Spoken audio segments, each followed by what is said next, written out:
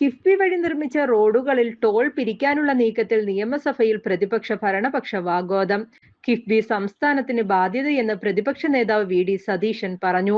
കിഫ്ബിയിലെ പണം ആരുടെയും തറവാട് സ്വത്ത് വിറ്റുകൊണ്ട് വന്നതല്ലെന്നും വി.ഡി. സതീശൻ പറഞ്ഞു.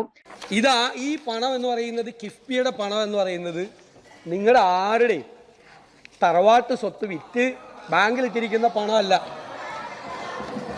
ടോൾ പിരിക്കുമെന്ന് പറഞ്ഞ് പ്രതിപക്ഷം ആശങ്കയുണ്ടാക്കുന്നുവെന്ന് ധനമന്ത്രി കെ.എൻ. ബാലഗോപാൽ മറുപടി നൽകി.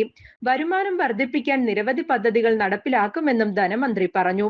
കിഫ്ബിയുടെ പ്രവർത്തനം താളം തെറ്റിയത് ചർച്ച ചെയ്യണമെന്ന് ആവശ്യപ്പെട്ട് നൽകിയ അടിയന്തര പ്രമേയ നോട്ടീസ് തള്ളിയതോടെ പ്രതിപക്ഷം സഭയിൽ നിന്ന് ഇറങ്ങിപ്പോയി. കിഫ്ബി ജനങ്ങളുടെ ബാധ്യതയാകുന്നുവെന്ന് അടിയന്തര പ്രമേയ നോട്ടീസ് നൽകിയ റോജി എം. ജോൺ ആരോപിച്ചു. ഒന്നാം പിണറായി സർക്കാർ 10,000 കോടിയുടെ പദ്ധതി മാത്രമാണ് നടപ്പാക്കിയത്. ഇതുവരെ പൂർത്തിയായത് 18,000 കോടിയുടെ പദ്ധതി മാത്രമാണ്. ഒച്ചിഴയുന്ന വേഗത്തിലാണ് കിഫ്ബി വഴിയുള്ള വികസനം. കിഫ്ബി റോഡുകളിലൂടെ ഇനി ടോളുകളും സംസ്ഥാനത്ത് വരുമെന്നാണ് വിവരം. കേരളത്തിലെ ഒരു പാലത്തിനും റോഡിനും ടോൾ ഉണ്ടാകില്ലെന്നായിരുന്നു കിഫ്ബിയുടെ പിതാവ് തോമസ് ഐസക് നിയമസഭയിൽ പറഞ്ഞിരുന്നത്. ഇപ്പോൾ സ്ഥിതി മാറുകയാണ്. നികുതി വരുമാനമാണ് കിഫ്ബിയിലേക്ക് വകമാറ്റുന്നത്. ഇടത് മുന്നണിയിൽ പോലും അഭിപ്രായ ഐക്യമില്ലെന്നും എന്താണ് കിഫ്ബി ടോളിൽ ഇടത് നയമെന്നും റോജി എം. ജോൺ ചോദിച്ചു. കിഫ്ബി ഇപ്പോൾ വെന്റിലേറ്ററിലായെന്ന് പ്രതിപക്ഷ നേതാവ് വി.ഡി. സതീശൻ ആരോപിച്ചു. കാര്യത്തിൽ ഞാൻ ബഹുമാനപ്പെട്ട ധനകാര്യമന്ത്രിയോട് യോജിക്കുകയാണ്. കാരണം കിഫ്ബി ഇപ്പോൾ ഡ്രിപ്പ് കൊടുക്കേണ്ട അവസ്ഥയല്ല, കാരണം വെന്റിലേറ്ററിലാണ്.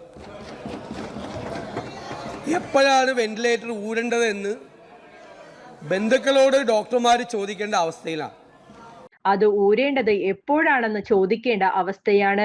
കിഫ്ബി പരാജയപ്പെട്ട മോഡലാണ്. കിഫ്ബി ആരുടെയും തറവാട് സ്വത്ത് വിറ്റ പണമല്ല.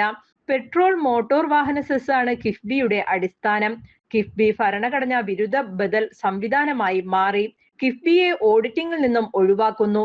കിഫ്ബി വെള്ളാനയായി മാറി. സംസ്ഥാന ബജറ്റിന്മീതെ കിഫ്ബി ഇന്ന് ബാധ്യതയായി നിൽക്കുകയാണ്. എന്നിരുന്നാലും കിഫ്ബി ഭയങ്കര സംഭവമാണെന്ന് വരുത്തി തീർക്കാനാണ് സർക്കാർ ശ്രമിക്കുന്നത്.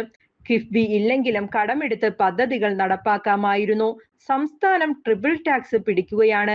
ഇന്ധന സെസ്, മോട്ടോർ വാഹന നികുതി, പിന്നെ ഇപ്പോൾ റോഡ് ടോളിലേക്ക് കടക്കുന്നു.